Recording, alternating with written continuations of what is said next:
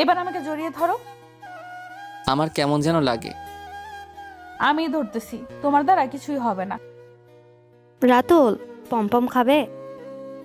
ভাবি পম্পম মানে? ভাবি আপনাকে ভুলে আমাকে মেসেজ দেননি তো? আরে না, আমি তোমাকে মেসেজ দিয়েছি। এবার বলো, পমপম খাবে কি না? ভাবি আপনি আমাকে পম্পম খেতে দিবেন? আমার একমাত্র বরের বন্ধুর ছোট ভাই তুমি, তাহলে তুমি আমার দেওর হও হিসেবে। তোমাকে দিব না তো কাকে দিব পাগল? ভাই যদি জানতে পারে তখন কি হবে ভাবি? আর আমি এসবে নাই, আমি ইনোসেন্ট ছেলে। দেখো রাতুল, তুমি যদি না আসো, আমি কিন্তু পমপম কেটে তুরাগ নদীতে ভাসিয়ে দিব। ভাবি বোঝার চেষ্টা করেন এগুলো ঠিক না, তাই এগুলো বাদ দেন, একটা গোসল দেন, দেখবেন সব ঠান্ডা হয়ে গেছে। আমার ঠান্ডা হতে মন চাইতেছে না রাতুল, প্লিজ আসো না। পমপমের পাশাপাশি আরও কিছু খেয়ে যেও। ভাবি সকালে আমার অফিস আছে, পারবো না। তাহলে 5,000 টাকা দাও, আমি হোটেল বুক করি, সেখানে খেও আমার পমপম। টাকা লাগবে নেন, যা মনে চাই করেন।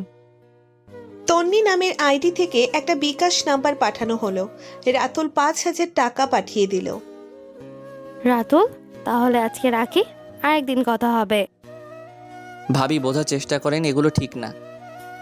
কিসের পমপম? এই যে এতক্ষণ কান্নাকাটি করলেন। আরে রাতুল, আমি তুহিন। ভাবির আগের আইডিটা আমার ফোনে ছিল, আর এটাকে কাজে লাগালাম আজকে। পকেট ফাঁকা এমনিতেই, আর তোর কাছে ধার চাইলে তো দিতি না, তাই এই অবস্থা। রাতুল তুহিনের কথা শুনে যেন মাটি ফেটে কয়েক হাজার ফিট নিচে চলে গেল। মাদারবোর্ড, এগুলো কোনো কাজ বল? ভাবি জানতে পারলে কিভাবে রিয়্যাক্ট করবে? জানবে না, সব ডিলিট করে দিয়েছি। আর তোর টাকা সামনের মাসে দিয়ে দিবনি, কান্না করিস না আবার। লাগবে না তোর টাকা, তুই আমার ইমোশন নিয়ে ফুটবল খেলতেছিস। ঠিক আছে, তোর মতো চেহারা নিয়ে যদি সিঙ্গেল থাকিস তাহলে আর কি বলবো বল। আমি কালো মানুষ, কেউ পটে না। আর তুই তো মেয়ের সাথে কথা বলতে গিয়ে কাঁপাকাঁপি করিস। রাখ তোর প্রেম ভালোবাসা, আমি ঘুমাবো, সকালে অফিস আছে। ঘুম আর অফিস কর, ব্রয়লার মুরগি কোথাকার। রাতুল ফোন কেটে দিল আর কোলবালিশ নিয়ে শুয়ে পড়ল। গার্লফ্রেন্ড বানাবো না, যদি বানাই সোজা বউ বানাবো। সকালে রাতুল অফিসে প্রবেশ করলো স্বাভাবিক আর 5-10 দিনের মতো হবে। তবে আজকে অফিসে ঢুকতেই ফুল আর বিভিন্ন সাজসজ্জা দিয়ে রাতুলকে অভ্যর্থনা জানালো হলো। রাতুল, তোমার পারফরমেন্সে আজ আমি খুব খুশি। আপনি সিইও স্যার না? এখানে হঠাৎ? আমার যতগুলো কোম্পানি আছে তার মধ্যে সব থেকে ইয়াং আর ট্যালেন্টেড তুমি, তাই তোমার অনেক নাম শুনেছি। অনেক বিপদ থেকে কোম্পানিকে বাঁচিয়েছো তুমি, তাই আজকে তোমার ম্যানেজার পদে প্রমোশন না দিয়ে সরাসরি এই কোম্পানির এমডি বানাচ্ছি। আশা করি নিরাশ হব না। বস, আমি পারবো কিনা জানি না, তবে যেহেতু বিশ্বাস করেছেন আমাকে আর যোগ্য মনে করেছেন, সেহেতু নিরাশ করব না আপনাকে। আমার সর্বোচ্চটা দিয়ে চেষ্টা করব। তাহলে তোমার দায়িত্বটা তোমাকে বুঝে দিই। আর আজকে তোমার ছুটি, আর এটা রাখো, বাসায় গিয়ে খুলে দেখো। কি আছে এতে স্যার? ভালো কিছুই আছে তোমার জন্য, আশা করি পছন্দ হবে। জিশান অফিসের দায়িত্ব বুঝে নিল, যদিও এত কম বয়সে ও নিজেই বিশ্বাস করতে পারছে না। বিকালে বাসায় ফিরে জিশান আম্মু আপুকে সুখবরটা দিতেই ওনারা খুশিতে পাগল হয়ে গেলেন। রাতে জিশান বসের দেওয়া খামটা খুলতেই ভেতরে একটা গাড়ির চাবি পেল, সাথে একটা ছোট চিরকুটে লেখা, গাড়িটা তোমার জন্যই কালকে অফিসের গেটে দাঁড় করানো থাকবে। জিশান চিরকুটটা পড়ে অনেক খুশি হলো। পরিশ্রম কখনো বিফলে যায় না। জিশান কর্মজীবনে একদিন ছুটি নেয়নি, কিংবা কাজে ফাঁকি দেয়নি, কাজের জন্য গার্লফ্রেন্ড পর্যন্ত বানায়নি। সকালে অফিসে ঢুকতেই বস বস করে দারোয়ান এগিয়ে গেল আর বলল যে গাড়ির কোম্পানির লোক গাড়ি দিয়ে গেছে। জিশান মাথা নাড়ালো এবং তাকিয়ে দেখলো কালো রঙের একটা বড় গাড়ি। জিশান অফিসে প্রবেশ করলো, সবাই সালাম দিতে লাগলো। 10 তলায় নিচের কেবিনে বসলো। সেক্রেটারি এসে ফাইল এগিয়ে দিচ্ছে। জিশানের ফাইল সাইন করতে আর কাজ বুঝে নিতে নিতে দুপুর 3টে বেজে গেল। লাঞ্চ করা হয়নি এখনো, তখনই বসের ফোন। হ্যালো, আসসালামু আলাইকুম। ওয়ালাইকুম আসসালাম। জিশান, একটা কথা ছিল তোমার সাথে। জি স্যার, বলুন। তুমি এখন কোথায়? আমি তো এখন আমার কেবিনে লাঞ্চ করতে বেরোবো। কয়টা বাজে? এখনো লাঞ্চ করোনি? কাজে ব্যস্ত ছিলাম, সময় কিভাবে গেল টেরই পেলাম না। আপনি বলুন না কি কথা। আসলে আমি তো দেশের বাইরে আছি তোমার কোম্পানি একটা কাজে, আর আমার মেয়ে হিয়া আজ দেশে ফিরছে লন্ডন থেকে। এটা তো ভালো কথা স্যার, আমাকে কি করতে হবে বলুন।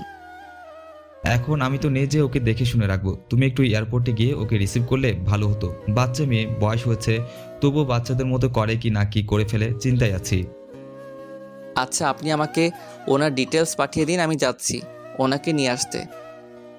এখন না, রাত 1টার দিকে ফ্লাইট ল্যান্ড করবে, তুমি লাঞ্চ করো, এখন এত কাজ করা লাগবে না। আচ্ছা স্যার, আপনি নিশ্চিন্তে থাকুন, আমি আসছি। তুমি ভরসা। বস ফোন কেটে দিলে জিশান বাইরে গিয়ে নতুন গাড়িটা দেখতে লাগলো। জিশান গাড়ি চালাতে পারে না, তাই ওর গাইডকে চালাতে বলল। বাইরের একটা রেস্টুরেন্টে খাবার সেরে নিল। গাড়িটা পছন্দ হয়েছে জিশানের। রাতে এয়ারপোর্টের ভেতরে অপেক্ষা করছে হিয়ার জন্য। ছবি দেখে মনে হচ্ছে 9 বা 10 পড়ে। জিশান গাড়ির সামনে দাঁড়ানো, আর গার্ড হাতে কাগজ লেখা নিয়ে দাঁড়িয়ে আছে। কাগজে লেখা, হিয়া বাংলাদেশে স্বাগতম। ঘড়িতে 2:10 জিশান চিন্তায় এপাশ ওপাশ দৌড়াদৌড়ি করছে। তখনই একটা মেয়ের সাথে ধাক্কা খেয়ে পড়ে গেল জিশান। মেয়েটা চোখ ছোট ছোট করে তাকিয়ে আছে। মেয়েটা হাত বাড়িয়ে দিল। ধন্যবাদ, আসলে খেয়াল করিনি। একটু দেখে শুনে হাঁটবেন। আসলে একজনের জন্য অপেক্ষা করছি, পিচ্চি মেয়ে কোথায় হারিয়ে গেল সেই চিন্তায় আছি। আপনার লাগেনি তো কোথাও? আপনি জিসান ভাইয়া না? হ্যাঁ, তবে আপনি? ও সরি হিয়া, আসলে ছবি একরকম আর সামনাসামনি আরেক রকম, তাই চিনতে পারিনি। সবাই একই কথা বলে। ছবিতে দেখে ভেবেছিলাম পিচ্চি মেয়ে। আমি মোটেও পিচ্ছি না, আমি কলেজে পড়ি। আচ্ছা, আপনি বরং এবার গাড়িতে উঠে বসুন, বাড়ি যেতে হবে। আমার ব্যাগগুলো? ড্রাইভার ওইগুলোর ব্যবস্থা করবে। হিয়া সাধাসিধে এক মেয়ে চুপচাপ গাড়িতে গিয়ে বসলো। ড্রাইভার গাড়ি চালাতে লাগলো, আর হিয়া চুপচাপ বসে আছে পেছনের সিটে জিশানের সাথে। আচ্ছা, আমরা কোথায় যাচ্ছি? আপনাদের বাড়িতে। আমাদের বাড়িতে তো আব্বু নেই, তো বাড়িতে গিয়ে কি করব? ওইটা তো আপনাদের বাড়ি, তাই না? ওখানে না গেলে কোথায় যাবেন? আমার অত বড় বাড়িতে একা ভালো লাগে না, একা ভয় পাই আমি। আপনাদের বাড়িতে যাব আমি। আমাদের বাড়িতে এটা কিভাবে সম্ভব? জিশানের একথা শুনে হিয়া গাল ফুলিয়ে ভ্রু কুঁচকে তাকালো ওর দিকে। আমাকে নেবেন না তাই তো? আচ্ছা, সমস্যা নেই, আমি আব্বুকে বলবো। আরে আমি কখন বললাম নেব না? আপনি আমার সাথে যাবেন, আমি অনেক পচা লোক। হ্যাঁ, জীবনেও না। পচা হলে আব্বু আপনাকে পাঠাতো না আমাকে রিসিভ করতে। আব্বু আমার ব্যাপারে খুবই সেনসিটিভ। আমাদের বাড়ি তেমন বড় না, আর তেমন ভালো লাগবে না আপনার। আমার ভালো লাগা খারাপ লাগা আপনি কবে থেকে বুঝতে শুরু করলেন? আচ্ছা বাবা, সরি, আমি ড্রাইভারকে আমার বাড়িতে নিয়ে যেতে বলছি। আপনি আমার সাথে কথা বলার সময় অন্যদিকে তাকিয়ে থাকেন কেন? কই না তো, আমি তো বাইরে দেখছিলাম। আপনি কেমন যেন রহস্যজনক। এবার চুপ করে বসেন, ফ্লাইটে অনেক ক্লান্ত হয়েছেন, রেস্ট নেন। আগে আমাকে আপনি বলা বন্ধ করেন। আমি তো বুড়ি হয়ে যাইনি, আর আপনার সিনিয়রও না। এটা ভদ্রতা, তবে আপনি মানে তুমি যখন চাও তখন তুমিই বলবো। জিশান হিয়াকে বাসায় নিয়ে এলো। বাড়িতে ঢুকতেই জিশানের আম্মু অবাক হয়ে তাকিয়ে আছে জিশানের দিকে, কারণ জিশানের সাথে মেয়ে। আম্মু, ও হচ্ছে হিয়া। বাবা, তুই এভাবে আমাদের না জানিয়ে বিয়ে করে ফেললি? মানলাম তোর বয়স হয়েছে, তাই বলে না জানিয়ে? আরে আম্মু, আমি তুমি উল্টাপাল্টা বুঝতেছো আসলে। কি? ও তোর বউ তাই তো? মেয়েটা মাশাআল্লাহ মিষ্টি আর কিউট, তবে কাজটা আমাদের জানিয়ে করলেও পারতি। আন্টি, আমি কি ওনার বউ? কিন্তু আমাদের তো বিয়ে হয়নি। বিয়ে হয়নি মানে? কি রে জিসান, ও কি বলছে? আম্মু আগে শান্ত হও। আমি কিভাবে শান্ত হব বল? তোর বাবা জানলে দুঃখে কষ্টে শোকে পাগল হয়ে যাবে। কথা বলতে দিচ্ছ না কেন? ও আমার বসের মেয়ে, এয়ারপোর্ট থেকে নিয়ে আসলাম ওকে। ওদের বাড়িতে থাকবে না একা, তাই এখানে চলে এসেছে। বসের আসতে কিছুদিন সময় লাগবে, ততদিন ও এখানেই থাকবে। তোমার কোনো আপত্তি আছে? ও তাহলে এই ব্যাপার। আমিও ভাবি গাধার গলায় মুক্তোর মালা। এবার ঠিক আছে। মামনি, তুমি এইদিকে আসো, কিছু খেয়ে ঘুমাবা চলো, অনেক টায়ার্ড নিশ্চয়ই। হিয়া চলে গেল জিশানের আম্মুর সাথে। জিশান রুমে এসে ঘুমাতে গেল। ভোর হয়ে এসেছে প্রায়। কালকে অফিসে মিটিং আছে, তাই যেতেই হবে। সকালে ঘুম থেকে উঠতে 9টা বেজে গেল। জিশান কোনো রকমে ফ্রেশ হয়ে বের হয়ে গেল। অফিসের মিটিংয়ে থাকাকালীন অবস্থায় সেক্রেটারি এসে বলল যে একটা মেয়ে এসেছে বাইরে, জিশানকে খুঁজছে। মেয়েটার নাম হিয়া। জিশান দৌড়ে বাহিরে যেতে নিল, আর তখনই হিয়া দরজা খুলে ভেতরে প্রবেশ করলো। এখানেই মিটিং হয়? এখানে ঘুম থেকে উঠলে কখন? কেন আমার বাসায় আসা, কেন আমার আসা বারণ নাকি? আমি আপনার আগেই উঠেছি, ভেবেছি আপনার সাথে আসবো, তো আপনি তো না খেয়েই চলে এলেন, তাই একাই আসতে বাধ্য হলাম। এসে পড়েছ যখন ভালোই হয়েছে।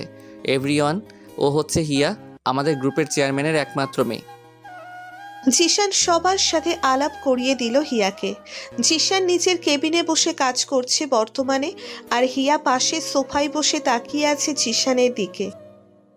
এইভাবে তাকিয়ে থাকলে কাজ করব কিভাবে? সকাল থেকে খেয়েছেন কিছু? সরি, খাওয়া হয়নি, কাজের ফাঁকে একেবারে লাঞ্চ করব। তাহলে আমাকেও না খেয়ে থাকতে হবে? মানে কি, তুমি খাওনি? ভাবলাম আপনার সাথে খাবো। দাঁড়াও, আমি খাবার আনাচ্ছি, খেয়ে নাও। আপনি খাবেন না? খাবো তো, কাজটা শেষ করি আগে। কাজ রাখেন, কোম্পানি গোল্লায় যাক, আগে খান। ওকে ওকে, বস যখন বলেছে তখন তো খেতেই হবে। জিশান হিয়ার সাথে বসে হাসি ঠাট্টায় নাস্তা শেষ করলো। এভাবে 5 দিন কেটে গেল। হিয়া জিশান ছাড়া কিছু বোঝে না। ঘুমানোর সময় ছাড়া সারা দিন জিশান আর জিশান। পিছু পিছু ঘুরবে, হোক সেটা অফিস কিংবা বাইরে। জিশান অফিসে বসে আছে আর হিয়া সোফায় ঘুমুচ্ছে। তখনই বস ফোন দিল হিয়ার ফোনে। হিয়াকে জাগিয়ে দিল জিশান। হিয়া ফোন নিয়ে বাইরে চলে গেল। মামুনি, তুমি কেমন আছো? খুব ভালো আছি ড্যাডি, তুমি কবে আসবে? আজকেও আসতে পারি, কালকেও, শিওর না। তুমি এখন কোথায়?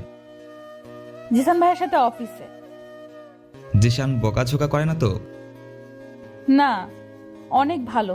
উনি আমাকে আইসক্রিম কিনে দেন, আবার চকলেট কিনে দেন, কিন্তু একটা সমস্যা আছে। কি সমস্যা মামুনি? আমার জানার মতো ওর তো কোনো সমস্যা নেই। আছে আছে, আলবাত আছে। কাজ ছাড়া কিছুই বোঝেন না উনি। সারা দিন কাজ আর কাজ, না খাওয়া ছেড়ে পড়ে থাকেন অফিসে। ওনাকে দেখলে কেউ বলবে এত বড় কোম্পানির হেড উনি। বাহ মামুনি, তুমি তো ভালোই বুঝতে শিখেছো। তবে ও অমনি, ওর জন্যই কোম্পানিটা টিকে আছে। অনেক পরিশ্রমী ছেলে, ভবিষ্যতে আমাকেও ছাড়িয়ে যাবে। আচ্ছা মামুনি, শুনলাম তুমি বাড়িতে যাওনি? হ্যাঁ, যাইনি, এখানেই ভাল লাগে। আচ্ছা ড্যাডি, একটা জিনিস চাইবো, মানা করবেন না তো? কি চাও বলো? কোন ব্র্যান্ডের গাড়ি লাগবে, না অন্য কিছু? আপনার এই কোম্পানির হেডকে আমার চাই। মানে কি বলছো মামুনি? আমি ছোট না, আমার ভালো মন্দ বোঝার ক্ষমতা আছে। আমি চাই উনি আমাকে বিয়ে করুক। আমি জানি না তুমি কিভাবে রাজি করাবে। আচ্ছা, আমি এসে দেখছি কি করা যায়। কি করা যায় মানে? আমার চাই মানে চাই, না হলে আমি বাড়ি ছেড়ে চলে যাব, আর আসবো না। আচ্ছা প্রমিস, আমি কিছু করব না। আর আমি রাতেই দেখা করছি তোমার সাথে। রাতে জিশানদের বাসায় জিশানের আম্মুর সাথে কথা বলছে হিয়ার আপু। এখন আপনাকে আর কি বলবো, আমাদের কোনো আপত্তি নেই, তবে ও রাজি আছে কি না সেটা জানা দরকার। আচ্ছা, আমি ওর সাথে কথা বলছি। হিয়ার আপু জিশানের রুমে প্রবেশ করলো। জিশান ল্যাপটপে কাজ করছিল। স্যার, আপনি আসতে গেলেন কেন? আমাকে ফোন দিলেই পারতেন। জিশান, একটা কথা জানতে এসেছি তোমার কাছে। হ্যাঁ বলুন না, নিঃসংকোচে। আমার মা মরা মেয়েটার দায়িত্ব যদি নিতে তুমি। মানে মজা করছেন আমার সাথে বস? না, আমি সিরিয়াস। ও তোমাকে অনেক পছন্দ করে। তুমি মানা করো না বাবা। আমার একটাই মেয়ে, আমার কাছে আজকে প্রথমবার কিছু চেয়েছে। বস আপনি শক্ত হন প্লিজ। আপনি যখন চান তাই হবে, আমি রাজি। বিয়ের পর বাসর ঘরে এই ল্যাপটপ ছাড়ো আর বিছানায় আসো, আমি ঘুমাবো। ফাইলটা সাবমিট করে নেই। কালকে কামান মেরে বিল্ডিং উড়িয়ে দেব আমি, তখন কাজ কোথায় করবে? দরকার নাই, আসতেছি। এবার আমাকে জড়িয়ে ধরো। আমার কেমন যেন লাগে। আমি ধরতেছি, তোমার দ্বারা কিছুই হবে না। তাই বুঝি? তাহলে দেখো আমি কি করতে পারি। Light off. আমাদের পেজে নতুন হয়ে থাকলে পেজটি ফলো করুন।